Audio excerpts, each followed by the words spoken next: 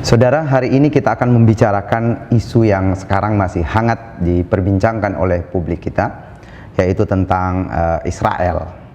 Sebenarnya kasus mengenai Israel ini atau pembicaraan yang hangat mengenai Israel ini, tentu saja kita tahu bahwa ini dipicu oleh pembatalan Indonesia sebagai tuan rumah Piala Dunia U20 oleh FIFA, dan ada yang menyatakan bahwa pembatalan ini dikaitkan dengan pernyataan sejumlah pihak yang menolak rencana kehadiran Israel di dalam perhelatan sepak bola itu. Memang kita tahu bahwa ada banyak yang menyatakan bahwa kita harus memisahkan antara bola dan politik. Tetapi kalau kita lihat konstitusi, ternyata hal itu juga tidak mudah. Konstitusi kita tidak terlalu mendukung itu. Mereka yang menolak kehadiran Israel juga bisa menggunakan konstitusi. Nah, karena itu kita akan membicarakan ini, tetapi lebih spesifik pada bagaimana sebenarnya publik kita secara umum mengambil sikap terhadap Israel. Apa pandangan mereka tentang Israel? Kita akan bahas ini di dalam Bedah Politik kali ini. Dan kembali bersama kita tentu saja dengan tuan rumah Bedah Politik SMRC TV, Profesor Saiful Mujani.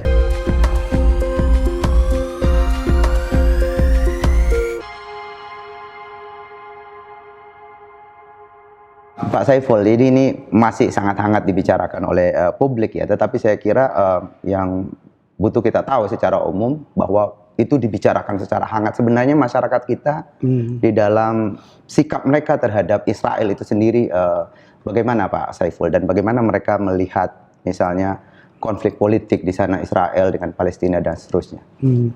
Oke, Bung Saidiman, terima kasih. Tentu saja peristiwa keputusan FIFA-nya sudah terjadi, dan tidak akan ada perhelatan Piala Dunia untuk umur 20 tahun di Indonesia. Itu sudah berlalu, kita katakan begitu. Pertanyaan kita adalah kenapa terjadi semacam kondisi yang kontroversial. Ada yang pro dan ada yang kontra, sehingga lepas dari FIFA itu mengambil keputusan atas dasar kontroversi itu atau bukan, tapi yang jelas kita menyaksikan adalah ada pro dan kontra yang sangat kuat, gitu ya, di dalam masyarakat kita, di tingkat politik maupun di tingkat masyarakat. Masyarakat itu ormas dan sebagainya, ya kan. Sebelum keputusan itu dibuat kan, ormas sudah bersuara lebih duluan, gitu ya, untuk menolak.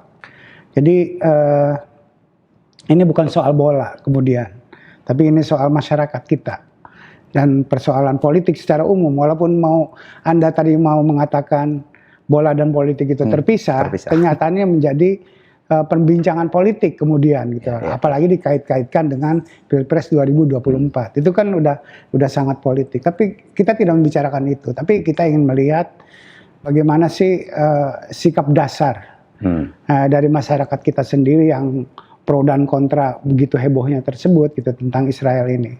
Nah, dalam konteks ini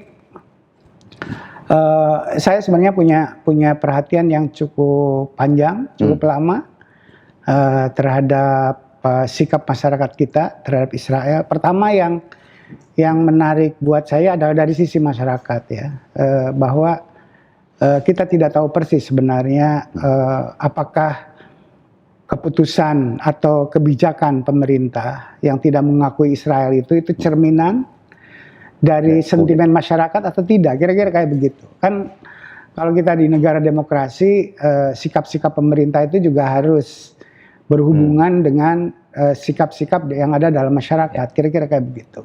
Jadi tidak ngambang sendirian seperti itu. Nah, saya punya concern yang lama tentang ini, karena kita tahu, mengikuti, walaupun itu kita tidak terlibat secara langsung, bahwa konflik Israel dan Palestina begitu lama, gitu ya, dan korbannya udah begitu sangat banyak, dan kita sebagai bagian dari warga dunia ya harus concern lah dengan soal itu. Nah, cuma sampai hari ini adalah bahwa kita tidak mengakui Israel, dan kita hanya mengakui Palestina. Resminya kebijakan seperti itu. Sejak Indonesia berdiri, sejak konflik dasarnya konstitusi itu kan kita adalah cinta perdamaian, kira-kira begitu, dan tidak menerima alasan apapun penjajahan satu bangsa atas bangsa yang lain, kira-kira kayak gitu. Itu semangat normatif konstitusi kita. Dan itu yang menariknya lagi adalah disuarakan secara kencang oleh Bung Karno. Yang itu kalau Bung Karno menurut pemahaman saya adalah alasannya alasan kemerdekaan sebuah bangsa, gitu ya. Bukan alasan yang lain, agama misalnya seperti itu. Saya kira bukan sana pandangannya. Konteksnya Bung Karno adalah hak untuk merdeka bagi semua bangsa, kira-kira kayak begitu. Karena konteks kita waktu itu adalah kita sedang perjuangan untuk kemerdekaan. Jadi lihat sejarahnya panjang seperti itu. Oleh karena itu kita ingin tahu, dan selama ini kita tidak banyak tahu tentang sikap masyarakat sendiri, tentang hubungan antara Israel dengan Palestina, atau hubungan dengan Israel itu sendiri, bagaimana sikap masyarakat terhadap Israel. Nah, karena itu menjadi concern lama saya sudah beberapa kali melakukan survei tentang bagaimana sikap masyarakat terhadap Israel dalam hal ini. Bahkan terhadap bangsanya sendiri, Yahudi, dalam hal ini gitu ya.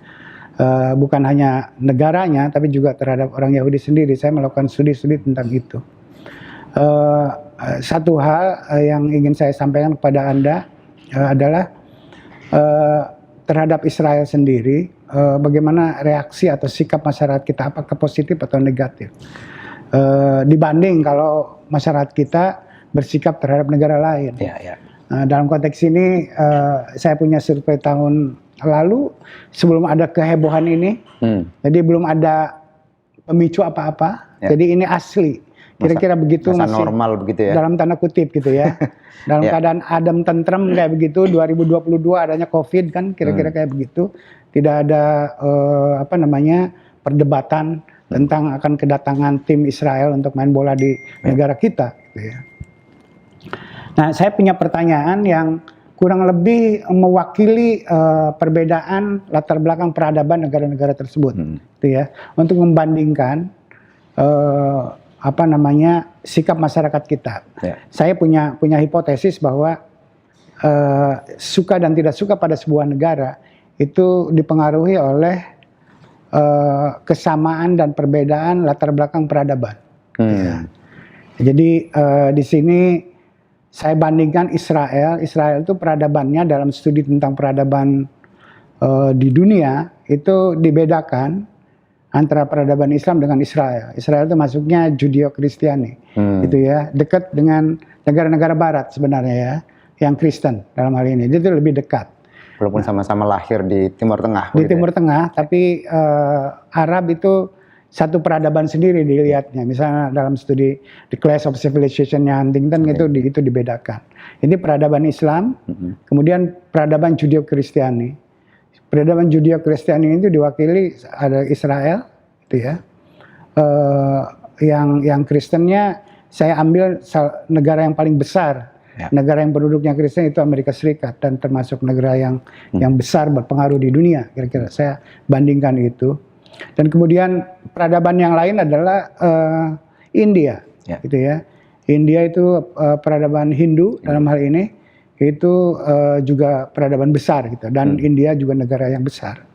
Berikutnya adalah RRC, Negara Republik Rakyat Cina, itu juga adalah peradaban sendiri, yaitu tradisi Konfusianisme dan tradisi Buddhisme dalam konteks bicara tentang peradaban gitu ya. Bukan sistem politik, ekonomi dan politik. Ini peradaban. Menurut Huntington lebih dasar, lebih berpengaruh gitu ya daripada sistem politik itu sendiri gitu ya, bukan komunis atau kapitalis. Nah, tapi ini adalah peradaban lebih dasar, itu Konfusianisme dan Buddhisme di situ. Ini agak mirip dengan Jepang gitu ya. Jepang juga sama ininya. Jadi kasus ini cukup mencerminkan keragaman peradaban. Cuma ada satu yang kurang terwakili, adalah tradisi atau peradaban ortodoks seperti Rusia ya. Eropa Timur itu tidak masuk saya di sini. Tapi ini untuk cukup memberikan keragaman negara, dan apakah masyarakat Indonesia berbeda dalam bersikap terhadap negara-negara ini. Kita lihat di sini Bung Saidiman, Di situ kategorinya ada sangat suka, cukup suka, kurang suka atau tidak suka sama sekali gitu ya. Kita lihat pertama Israel. Yang suka sama Israel hanya 20%. Yang tidak suka sama Israel 69%. 26 tambah 43. Yang netral dan tidak tahu, tidak bisa bersikap hanya 11%. Dibandingkan dengan Arab Saudi terbalik gitu ya.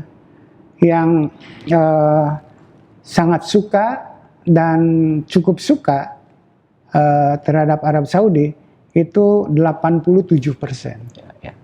Yang tidak suka hanya 6%. Hampir semua orang suka. Hampir semua orang suka. Nah, ini juga menarik kalau dianalisis lebih lanjut. Mungkin kalau ini analisisnya hanya Muslim, gitu ya, non Muslimnya dikeluarkan, mungkin 100%. Ya. Suka terhadap 87% itu mewakili umat Islam. Udah ini bukan, kalau 87 udah semua ini. Udah semua ya. Semua populasi. Tapi kalau yang non muslim dikeluarkan mungkin bukan 87, mungkin 95. Kira-kira kayak begitu. Artinya besar sekali gitu ya. Nah, dilihat dari analisis peradaban tadi, ini kan kelihatan berbeda gitu loh. Jadi perbedaan dan kesamaan latar belakang peradaban mempengaruhi sikap kita. Kenapa suka sama Arab Saudi gitu loh. Salah satu hipotesisnya karena peradabannya sama, peradaban Muslim, peradaban Islam, kira-kira gitu. Kenapa tidak suka sama Israel? Di samping alasan konflik dan sebagainya, juga ada aspek peradabannya juga. Gitu. Judeo-Kristen sama dengan terhadap Amerika Serikat juga kurang positif, kira-kira begitu, gitu ya. Walaupun tidak sebesar Israel, yang suka sama Amerika Serikat itu 5 dengan 47 mayoritas lah sebenarnya 52 gitu ya. Itu agak lain dengan Israel. Saya kira aspek konfliknya banyak juga yang dibicarakan, diberitakan di dunia, konflik antara Israel dengan Palestina, kira-kira kayak begitu. Itu satu indikasi bahwa masyarakat kita lepas dari ada kekisruhan tentang FIFA di Indonesia kemarin, dasarnya tidak suka. Itu memang tidak positif dalam melihat Israel gitu ya. Itu satu.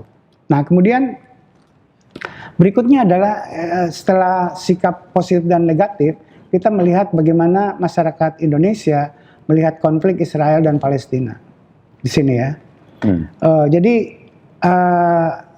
konflik Israel Palestina, kita bertanya ya, apakah orang itu mengikuti belakangan terjadi peningkatan konflik antara Israel dan Palestina.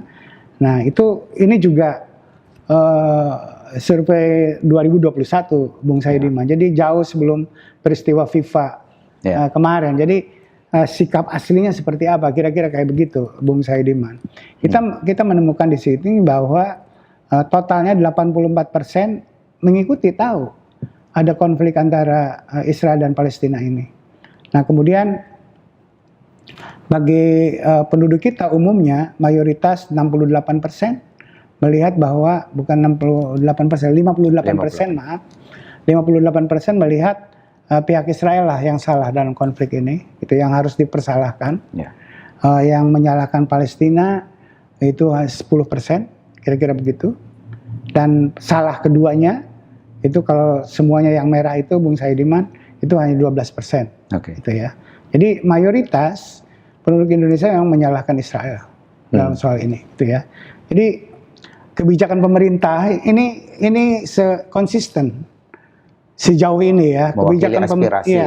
Kebijakan pemerintah itu punya akar, punya akar sosiologis, artinya ada dasarnya yang kuat. Oleh karena itu kalau pemerintah ingin merubah itu nggak gampang dalam konteks ini. Kalau menghitung masyarakat, dampak sosialnya kira-kira. Dampak sosialnya akan menjadi seperti apa? Misalnya, udah kita buka hubungan diplomatik sama Israel misalnya, itu dampak sosialnya akan menjadi seperti apa kira-kira kayak gitu. Kalau melihat sentimen negatif seperti ini terhadap Israel. Atau misalnya kalau benar-benar Israel bertanding sepak bola di sini. Ya kita tidak tahu apa yang akan terjadi, gitu kan? Karena dasarnya sangat kuat. Iya tentu pencinta bola nggak akan ada apa-apa, kita senang gitu ya.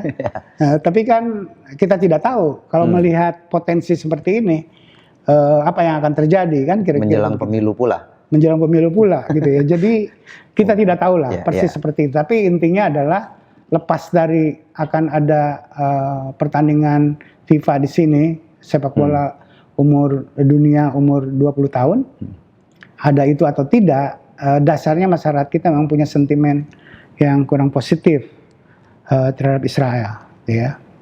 Nah, kemudian saya ingin tahu juga, jadi apakah konflik antara Israel sama Palestina itu murni persoalan politik gitu ya. Politik artinya tidak ada hubungan dengan agama, itu persoalan yang jadi concern seperti Bung Karno sebenarnya kan. Ini masalah kebebasan, masalah kemerdekaan sebuah bangsa kan, kira-kira begitu. Nah, tapi masyarakat kita umumnya mayoritas melihat itu Israel sama Palestina itu merupakan konflik antara umat Islam sama umat Yahudi. Jadi persoalan agama. Jadi persoalan agama, gitu ya, itu mayoritas 57%. Nah, kalau analisisnya hanya kepada responden atau penduduk yang beragama Islam, 63%. Lebih besar lagi ya, yang melihat sumber masalah dasar hubungan atau konflik antara Israel dengan Palestina itu akarnya adalah konflik antara penganut agama Yahudi dengan penganut agama Islam. Jadi ini soal agama, kira-kira begitu, Bung Saidiman. Dan ini menjadi sangat rumit, Pak Saiful, karena tadi kita lihat bahwa unsur agama itu adalah unsur peradaban yang jauh lebih dalam dari sekedar. Setidak-tidaknya menurut satu perspektif.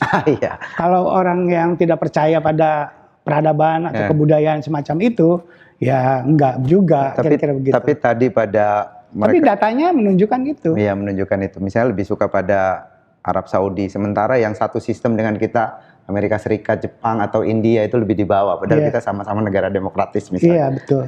Iya kan, nggak dinilai lebih penting daripada agama. Dan bahkan kemajuan pembangunan kan mestinya kan jadi contoh. Misalnya Jepang, katakanlah nggak suka Amerika, mungkin Jepang gitu ya. Tapi Jepang pernah menjajah kita, gitu ya. Atau mungkin Cina belakangan kan menjadi negara yang akan menggantikan Amerika Serikat, akan sangat maju, kira-kira begitu. Dan sekarang pun negara kita punya hubungan yang semakin kuat dengan Cina, sesuai dengan perkembangan Cina di dunia. Tapi kalah oleh kesukaan terhadap Arab Saudi. Jadi itu kan pertanyaan yang sangat penting menurut saya. Kenapa sih orang suka sama Arab Saudi? Nah, pertanyaan itu saya ajukan pada mahasiswa saya, Bung Saidiman. Ini mahasiswa di kelas. Anda lebih suka Israel atau lebih suka Arab Saudi gitu? Atau netral, kira-kira begitu? Ya Arab Saudi, Pak. Kenapa?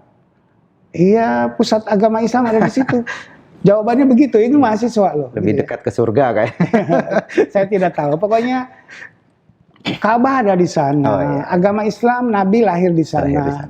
Jadi ya wajar dong kita lebih menyintai Arab Saudi daripada negara-negara yang lain. Jadi penjelasannya adalah sangat penjelasan peradaban gitu, berbasis pada perbedaan dan kesamaan peradaban tersebut, Bung Saidiman. Tapi Pak Saiful, ada nggak perbedaan misalnya kalau kita lihat dari sisi pendidikan misalnya, orang yang terdidik, orang yang di perguruan tinggi dengan orang yang lebih rendah pendidikannya terhadap sikap terhadap Israel? Iya, itu pertanyaan yang sangat menarik. Mungkin Anda punya ekspektasi kalau orang semakin berpendidikan, semakin rasional, lebih terbuka, semakin terbuka, jadi tidak melihat persoalan Israel dengan Palestina itu persoalan agama, tapi itu persoalan duniawi belaka, kira-kira gitu. Itu pertarungan Netanyahu sama dulu siapa misalnya dengan Yasser Arafat, misalnya orang yang berkepentingan dengan kekuasaan, kira-kira kayak begitu. Itu satu kemungkinan. Harapannya pada orang yang berpendidikan bersikap seperti itu. Tapi apakah begitu? Nah, saya punya datanya, Bung Saidiman, ya. Ini, jadi orang yang tahu dengan konflik Israel dan Palestina ini itu umumnya gitu ya, masyarakat itu semakin berpendidikan semakin semakin tahu, semakin aware dengan konflik tersebut. Tapi yang berpendidikan SD pun itu 65%. Tahu gitu. Jadi cukup masif gitu ya. Sangat populer. Bahwa konflik antara Israel dan Palestina itu berakar sampai ke bawah pada orang yang kurang berpendidikan. Kalau yang berpendidikan ya hampir 100%, kira-kira begitu. Nah, pertanyaan yang menarik adalah apakah sikapnya sama dalam melihat bahwa itu adalah pertentangan agama seperti Anda tanya tadi. apakah bagi orang yang pendidikannya lebih tinggi tidak melihat bahwa pertentangan itu tidak melihatnya sebagai pertentangan agama, tapi lebih pertentangan politik biasa saja, kira-kira kayak begitu. Nah, kita melihat bagian ini bahwa antara yang berpendidikan SD dan berpendidikan perguruan tinggi itu sama penilaiannya, proporsinya, yang mengatakan bahwa konflik antara Israel sama Palestina itu ada konflik antara orang Islam dan orang Yahudi. Sebagai agama gitu ya? Sebagai agama. Jadi, orang mau sekolah ataupun tidak sekolah, dalam melihat konflik ini sama. Jadi harapan Anda, orang yang berpendidikan itu akan melihat itu sebagai persoalan politik belaka, bukan persoalan peradaban, itu tidak ada buktinya secara empiris.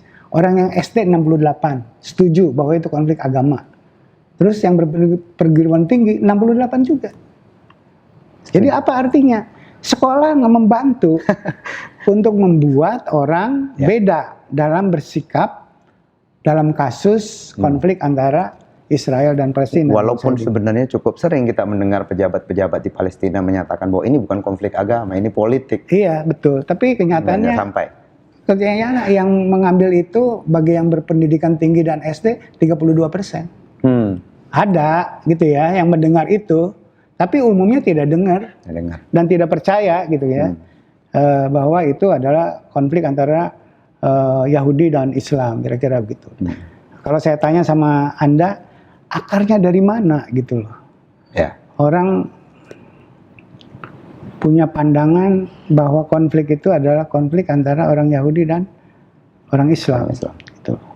Menurut saya mungkin itu adalah bagian dari cara pandang dalam masyarakat kita terhadap masyarakat Yahudi. Mungkin dalam ortodoksi kita, gitu dalam doktrin agama, dalam doktrin agama kita mungkin, gitu. Atau informasi yang tidak seimbang antara yang melihat secara objektif, mungkin bigot-bigot atau agitator-agitator yang tidak melihat secara objektif, mungkin lebih dominan dalam masyarakat kita. Jadi itu kenyataannya Bung Saidiman. Jadi kalau kemarin Anda melihat huru-hara dalam tanda kutip geriuhan kasus mau datangnya Israel, itu ada akarnya di dalam masyarakat kita. Lepas dari tadi ya, secara politik sebetulnya ada kelompok-kelompok yang sebetulnya bukan kelompok yang berpolitik Islam, tapi berpolitik sekuler, sebutlah begitu. Tapi dia melihat kasus ini adalah melihat sebagai persoalan kemerdekaan sebuah bangsa, kira-kira itu. Jadi ada mungkin yang menafsirkan itu adalah soal kemerdekaan sebuah bangsa, tapi ada yang lain yang menafsirkan ini persoalan hubungan antara agama Yahudi dan Islam, konflik antara Islam dan Yahudi, kira-kira begitu urusan Palestina ini, Bung Saidiman. Oke, menarik sekali Pak Saiful. Jadi data-data yang tadi dikemukakan oleh Pak Saiful menunjukkan bahwa ternyata di masyarakat kita dalam kondisi yang normal, tidak ada intervensi, tidak ada peristiwa apapun, pada dasarnya masyarakat Indonesia kurang bisa menerima Israel. Mayoritas masyarakat kita tidak bisa menerima mereka, bahkan ketika ditanya negara mana yang paling disukai atau yang tidak disukai, itu Israel posisinya paling bawah di antara berbagai macam perwakilan dari peradaban-peradaban tadi. Kemudian juga dikemukakan tadi bahwa ternyata pendidikan tidak punya pengaruh untuk mengubah persepsi itu, misalnya bahwa apakah konflik Israel dan Palestina itu konflik politik atau konflik agama, itu umumnya orang menganggap itu adalah konflik agama, dan bahkan pendidikan tidak punya pengaruh untuk mengubah paradigma itu. Umumnya baik yang mereka berpendidikan rendah di SD maupun yang perguruan tinggi itu menganggap itu adalah konflik agama. Dan dari mana akarnya ini? Kemungkinan ya dari agama, dari ortodoksi agama tadi yang disebutkan oleh Pak Saiful. Saya kira demikian kesimpulan dari diskusi kita pada hari ini. Kita akan ketemu kembali dalam Bedah Politik SMRC TV selanjutnya.